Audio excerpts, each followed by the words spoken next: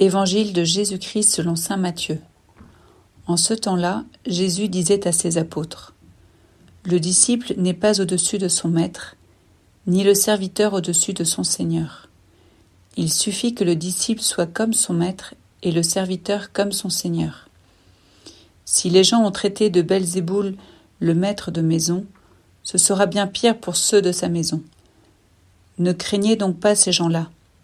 Rien n'est voilé qui ne sera dévoilé, rien n'est caché qui ne sera connu. Ce que je vous dis dans les ténèbres, dites-le en pleine lumière. Ce que vous entendez au creux de l'oreille, proclamez-le sur les toits. Ne craignez pas ceux qui tuent le corps sans pouvoir tuer l'âme.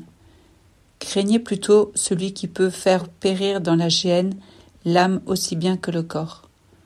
2 moineaux ne sont-ils pas vendus pour 1 sou ? Or, pas un seul ne tombe à terre sans que votre Père le veuille. Quant à vous, même les cheveux de votre tête sont tous comptés. Soyez donc sans crainte. Vous valez bien plus qu'une multitude de moineaux. Quiconque se déclarera pour moi devant les hommes, moi aussi je me déclarerai pour lui devant mon Père qui est aux cieux. Mais celui qui me reniera devant les hommes, moi aussi je le renierai devant mon Père qui est aux cieux.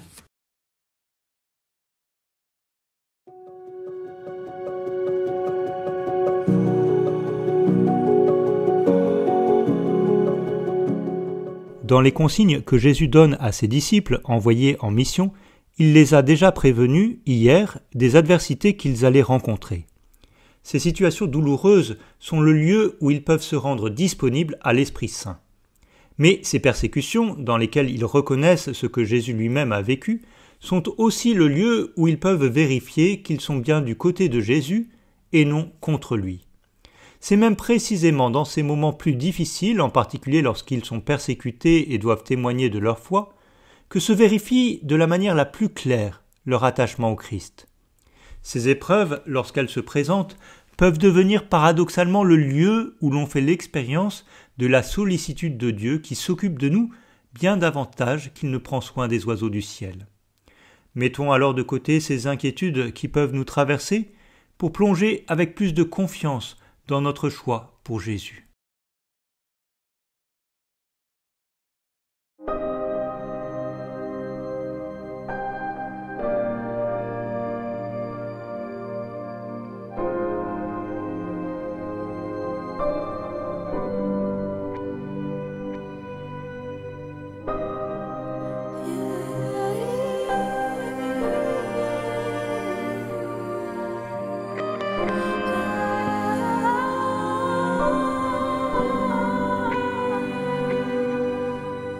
Dieu, fidèle, indéfectible et fort, mon roc, de toi dépend mon sort. Tous tes chemins sont justes et vrais, ô Seigneur. Dieu, fidèle, indéfectible et fort, tu nous conduis jusqu'à bon port. Sans fin je dirai ton amour, ta grandeur. Nous errions dans le désert, sans route et solitaire. Mais toi tu étais là toujours et nous conduisais sur notre chemin. Tu nous parlais avec amour. Dieu, fidèle, indéfectible et fort, mon roc, de toi dépend mon sort. Tous tes chemins sont justes et vrais, ô Seigneur. Dieu, fidèle, indéfectible et fort, tu nous conduis jusqu'à mon port. Sans fin je dirai ton amour, ta grandeur. Comme l'aigle dans son nid prend soin de ses petits, tu nous montres la voie, Seigneur, le jour et la nuit. Tu ouvres tes ailes et nous conduis vers les hauteurs. Dieu, fidèle, indéfectible et fort, de toi dépend mon sort. Tous tes chemins sont justes et vrais, ô Seigneur. Dieu, fidèle, indéfectible et fort, tu nous conduis jusqu'à bon port. Sans fin je dirai ton amour, ta grandeur.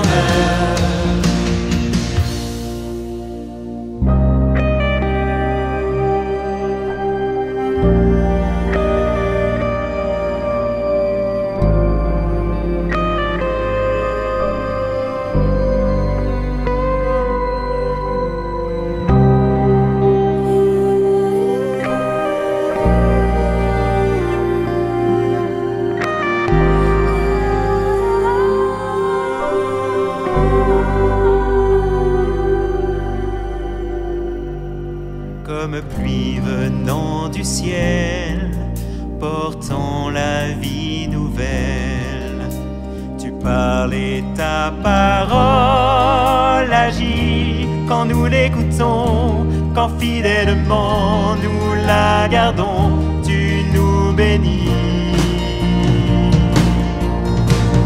Dieu, fidèle, indéfectible et fort, mon roc de toi dépend mon sort.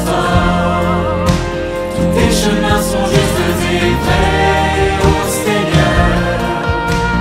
Dieu, fidèle, indéfectible et fort, tu nous conduis jusqu'à bon port. Sans fin je dirai ton amour, ta grandeur.